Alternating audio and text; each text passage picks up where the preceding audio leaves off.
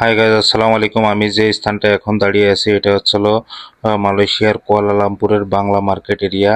এখানে কিছুটা এরিয়া আছে বাংলা মার্কেট এরিয়া। এটা পুরোটা ঘুরে আসতে 7-8 মিনিট লাগে, হেঁটে ঘুরে আসতে। এটা শুধু বাঙালিদের দোকান। এখানে বাংলা মার্কেট, বাংলা খাবার দাবার থেকে শুরু করে বাংলাদেশি সব ধরনের জিনিস এখানে পাওয়া যায়। যদি যারা মালয়েশিয়ায় প্রবাসে আসে তারা যদি ইচ্ছা করে বাংলাদেশি খাবার খেতে এবং বাংলাদেশের যে এটা ফিলটা নিতে, তাহলে অবশ্যই তাকে বাংলা মার্কেটে আসতে হবে। বাংলা মার্কেট এরিয়াটা বেশ ছোট, বেশি একটা বড় না। আমি দ্রুত হাঁটার চেষ্টা করব এবং বাংলা মার্কেট যে এরিয়াটা আমি যতদূর আমার ক্যামেরাতে আসে আমি দেখানোর চেষ্টা করব। আপনারা আমার সাথেই থাকুন। এখানে বাংলাদেশি সব কিছু পাওয়া যায় এবং বাংলাদেশি মানুষও এখানে অনেক বেশি দেখতে পারবেন। দেখেন, এই যে আমি হাঁটা শুরু করলাম মালয়েশিয়ার বাংলা মার্কেট এরিয়া দিয়ে। সব লোক, যত লোক ক্যামেরাতে আসতেছে এর বেশিরভাগই বাংলাদেশি মানুষ। আমি বাংলা মার্কেটের এক পাশ দিয়ে ঢুকবো এবং চারিপাশটা যতদূর সম্ভব হয় আমি ঘুরে দেখানোর চেষ্টা করব। এখন এই যে বাংলা দোকানগুলো কিছুক্ষণের মধ্যেই শুরু হবে। আমি অতি দ্রুত হেঁটে যাব যতদূর ক্যামেরাতে দেখানো। যদি আমি আস্তে আস্তে হাঁটি তাহলে এখানে অনেকটা ভিডিওটা অনেকটা লং হয়ে যাবে। এজন্য অতি দ্রুত হেঁটে হেঁটে আমি আপনাদেরকে বাংলা মার্কেট এরিয়াটা দেখানোর চেষ্টা করব। এখানে আপনার বাংলা মার্কেট এরিয়াটার বিশেষত্ব হচ্ছিল আপনি বিশেষ করে বাংলাদেশি হোটেল, যেমন ঢাকা হোটেল, রাজধানী হোটেল, সব ধরনের রেস্টুরেন্ট এখানে আপনি দেখতে পাবেন। এখানে বাংলা খাবার, জিলাপি থেকে শুরু করে সব ধরনের বাংলা খাবার বিভিন্ন দোকানগুলো নিয়ে বসে আছে। বাংলা খাবারের পাশাপাশি আপনার বাংলাদেশি যে জিনিসপত্র, বিশেষ করে চিপস আইটেম, তেল আইটেম, যত ধরনের বাংলাদেশি পণ্য আছে সব এখানে আসলে পাবেন। বাংলাদেশি ওষুধ দেখেন, কচু দেখা যাচ্ছে, এটা একটা বাংলা দোকান। বাংলা দোকানে যত প্রকার বাংলাদেশি শাকসবজি সব কিছুই এখানে আছে। এখন আমি ডান দিকটায় ঘুরবো। এটা হচ্ছিল আপনার কুয়ালালামপুরের মেইন ইসে। এখানে মে ব্যাংক থেকে শুরু করে মে ব্যাংকের আছে এখানে।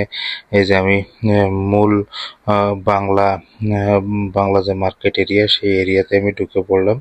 দেখেন, বাংলাদেশি দোকানিরা বিভিন্ন ধরনের জিনিসপত্র নিয়ে এখানে সাজিয়ে বসে আছে, দেখতে পাচ্ছেন। এখানে বাংলাদেশে যাওয়ার জন্য যে সমস্ত কেনাকাটাগুলো বাঙালিরা করে থাকে, বিভিন্ন ধরনের মাল জিনিস মালয়েশিয়া থেকে নিয়ে যায়, সেই ধরনের মানুষদেরকে, বাঙালি লোকদেরকে, যারা বাংলাদেশের অধিবাসী এবং বাংলা ভাষাভাষী লোকজন যারা মালয়েশিয়াতে বসবাস করে স্থায়ীভাবে, তাদের তাদেরকে টার্গেট করে এই দোকানগুলো গড়ে উঠেছে।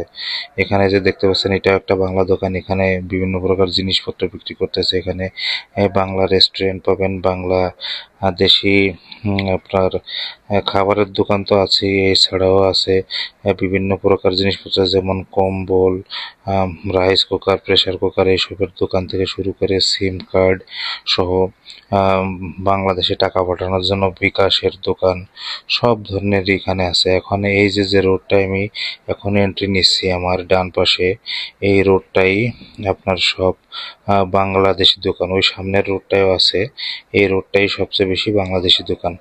বাংলাদেশি দোকান এখন দেখতে পাবেন দুই পাশ ভরা, দুই পাশে সবই বাংলাদেশি দোকান। মানে এক কথায় এখানে বাংলাদেশের গুলিস্তানের মতো দেখতে লাগছে, কিন্তু এটা গুলিস্তানের মতো নোংরা না, অনেকটা পরিষ্কার পরিচ্ছন্ন। এখানে আসলে মনে হয় যে এক টুকরো বাংলাদেশ। দেখুন, সব ধরনের জিনিসপত্র আছে। এই যে এখানে রেস্টুরেন্টের ভাই আমাকে বলার চেষ্টা করছে যে এখানে আসেন, বিভিন্ন ধরনের খাবার আছে, খাবার খেয়ে যান। জিলাপি থেকে শুরু করে বাংলাদেশি সব ধরনের খাবার এখানে পাওয়া যায়। মাছ, মাংস, সব ধরনের খাবার দাবার এখানে রেডি করা আছে। এখানে দেখেন কম্বল, ল্যাপ তোশক, ঘড়ি সহ এক কথায় বাংলাদেশের মানুষ যে ধরনের জিনিসে অভ্যস্ত, যেগুলো পছন্দ করে, সেই সব জিনিসের সমাহার। দেখেন চারিপাশটা, এই দোকানটা দেখেন, এটা একটা super shop, Bangla super shop.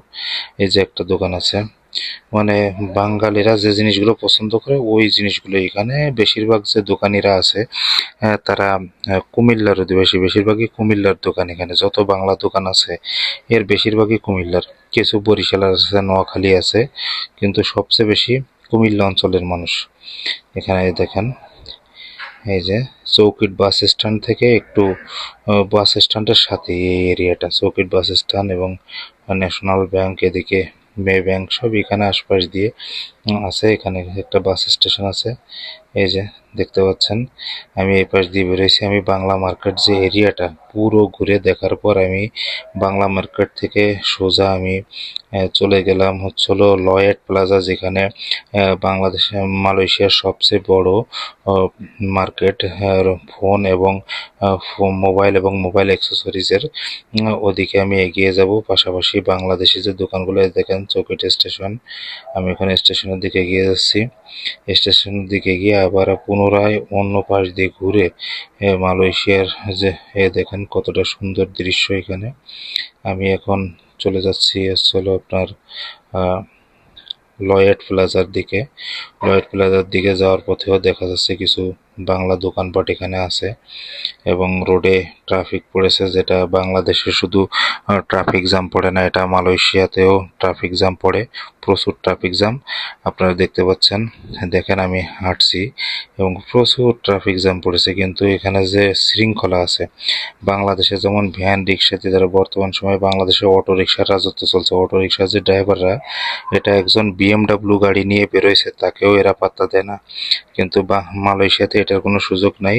ওদের প্রাইভেট গাড়ি, ভ্যান, প্রাইভেট কারের দাম কম বেশি ভেরিয়েন্ট আছে, কিন্তু সবই প্রাইভেট কার এবং কতটা নিট অ্যান্ড ক্লিন। আমাদের সে মাত্র 14 বছর আগে মালয়েশিয়া স্বাধীনতা লাভ করে জাপানের কাছ থেকে। স্বাধীনতা লাভ করার পর দেখেন তাদের দেশটাকে তারা কত সুন্দরভাবে সাজিয়েছে এবং দেখার মতো দৃশ্য করে রাখছে। আর আমাদের দেশের বর্তমান অবস্থা, আর মালয়েশিয়াতে দেখেন ওদের নিয়ম শৃঙ্খলা, ওরা নিয়মের প্রতি খুবই শ্রদ্ধাশীল।